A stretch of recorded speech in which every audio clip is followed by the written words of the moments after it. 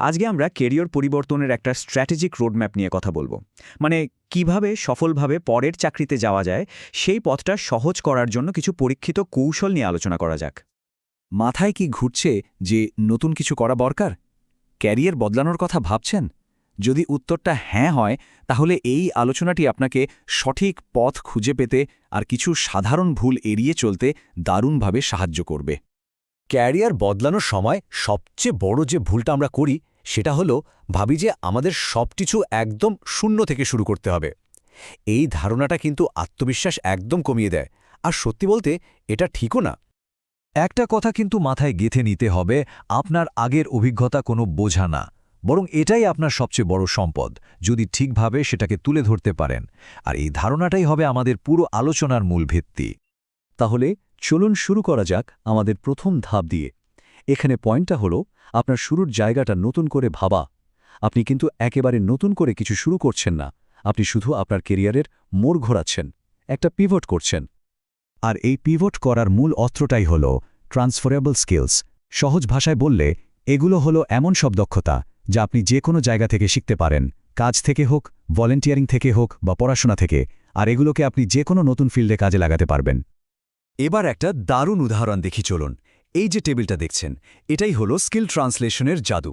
ভাবুন তো, একজন টিচারের লেসন প্ল্যানিং করার ক্ষমতা কর্পোরেট ওয়ার্ল্ডে সেটাই হয়ে যাচ্ছে প্রজেক্ট প্ল্যানিং, কিংবা হাসপাতালে পেশেন্ট কেয়ারের অভিজ্ঞতাটাই নতুন চাকরিতে হয়ে যায় ক্লায়েন্ট এক্সপিরিয়েন্স।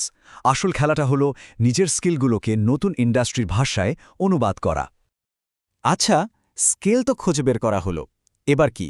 এবার দ্বিতীয় ধাপ, আপনার ডিজিটাল স্টোরিটা তৈরি করা। আর এখনকার দিনে আপনার লিঙ্কডইন প্রোফাইলটাই কিন্তু আপনার নতুন সিভি। লিঙ্কডইনকে ঠিকঠাক করলে যে কি হতে পারে তার একটা জ্বলজ্বন্ত উদাহরণ এটা।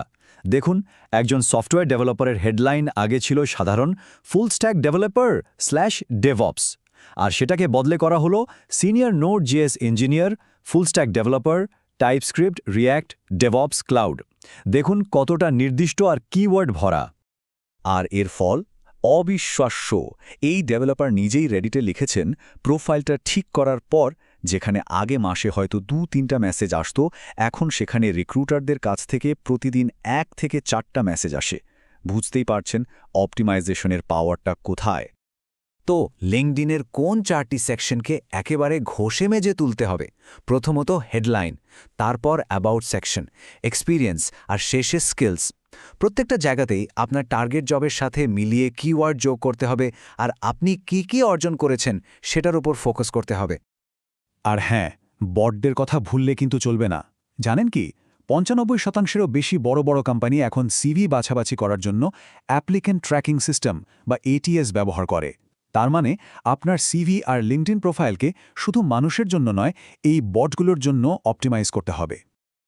ওকে, ডিজিটাল প্রোফাইল তো রেডি, এবার আসি তৃতীয় ধাপে। এটা হলো হিডেন মার্কেট বা লুকানো চাকরির বাজারে হানা দেওয়া, মানে সেই সব চাকরি যেগুলোর বিজ্ঞাপন আপনি কখনোই দেখেন না। শুনলে হয়তো অবাক হবেন, কিন্তু প্রায় 80% চাকরি কোনোদিন বিজ্ঞাপন না দিয়েই লোক নিয়ে নেয়। আর যারা ক্যারিয়ার বদলাতে চাইছেন তাদের জন্য এটাই কিন্তু সবচেয়ে বড় সুযোগ। তাহলে এই হিডেন জব মার্কেট জিনিসটা আসলে কি? সোজা কথায়, এগুলো হলো এমন সব পজিশন যেগুলো রেফারেলের মাধ্যমে, নেটওয়ার্কিং করে বা কোম্পানির সরাসরি যোগাযোগের মাধ্যমে পূরণ হয়ে যায়।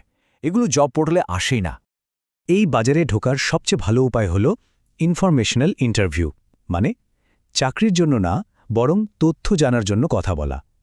আপনি জিজ্ঞেস করতে পারেন, আপনাদের ইন্ডাস্ট্রির সবচেয়ে বড় চ্যালেঞ্জ কি, বা কোন স্কিলগুলো এখন সবচেয়ে দামি।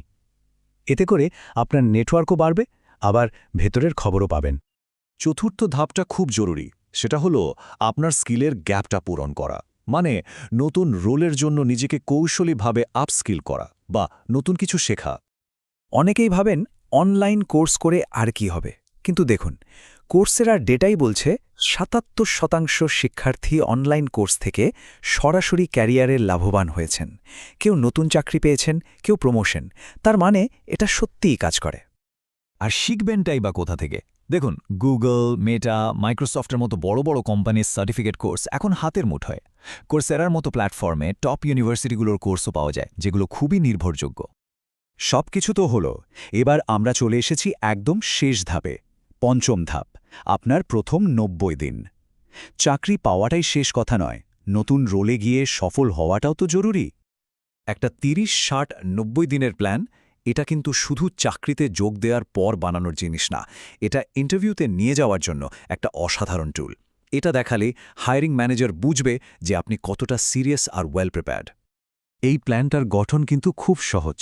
প্রথম 30 দিন ফোকাস করুন শেখার ওপর, ট্রেনিং, কোম্পানির কালচার বোঝা, সবার সাথে পরিচয় হওয়া।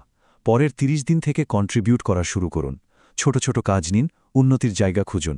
আর শেষ 30 দিনে গিয়ে নিজের কাজে মাস্টার হয়ে উঠুন, দায়িত্ব নিন। প্রত্যেকটা ধাপের জন্য পরিষ্কার গোল সেট করাটা মাস্ট। এখন প্রশ্ন হল, কোম্পানিগুলো কেন এই ধরনের প্ল্যানিং ভালোবাসে? কারণটা হলো, একটা ভালো অনবোর্ডিং প্রসেস থাকলে কর্মচারী ধরে রাখার হার 82% পর্যন্ত বেড়ে যেতে পারে। আপনার প্ল্যানটা প্রমাণ করে যে আপনি নিজের সাকসেসের জন্য কতটা চিন্তাভাবনা করেছেন। তাহলে সব আলোচনার সারমর্ম কি দাঁড়ালো? আপনার পরের ক্যারিয়ারটা কোনো রিসেট বা শূন্য থেকে শুরু নয়, এটা একটা পিভেট, একটা নতুন মোড়। এখন প্রশ্নটা হলো, আপনার প্রথম পদক্ষেপটা কি হবে?